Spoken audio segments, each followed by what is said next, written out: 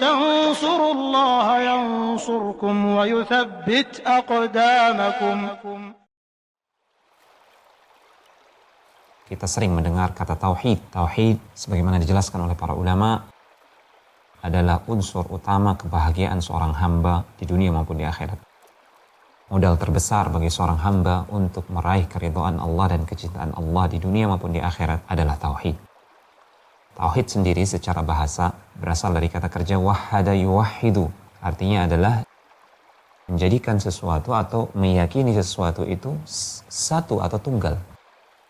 Adapun yang dimaksud secara istilah tauhid adalah mengesahkan Allah Subhanahu wa taala pada kekhususan-kekhususan yang dimiliki oleh Allah Subhanahu wa taala. Dan kekhususan-kekhususan Allah Subhanahu wa taala yang dijabarkan di dalam Al-Qur'an, yang dijelaskan oleh Allah sendiri dan dipaparkan oleh Rasulullah SAW dalam hadis-hadis yang sahih, tidak keluar dari 3 kelompok besar. Yang pertama adalah kekhususan Allah Subhanahu wa taala yang terkait dengan perbuatannya atau rububiyahnya. Hanya Allah saja, hanya Dia sendiri yang menciptakan alam semesta dan segenap isinya. Hanya Allah saja yang mengatur alam semesta ini. Hanya Dia sendiri yang menghidupkan, mematikan, memberikan rizki. Dan hanya Dia saja yang menentukan, yang berkuasa di alam semesta ini.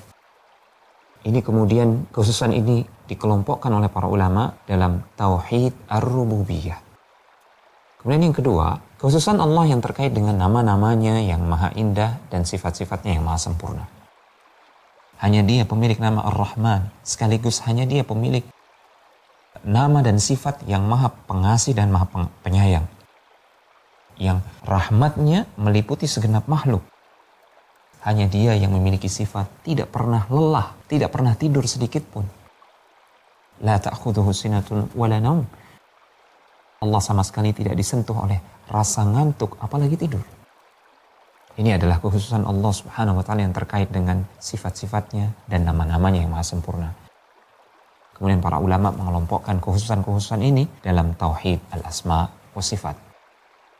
Kekhususan Allah yang ketiga terkait dengan perbuatan hamba dalam beribadah kepada Allah Subhanahu wa taala. Bahwasanya hanya Dia, Allah Subhanahu wa taala, hanya Dia yang berhak untuk diibadahi.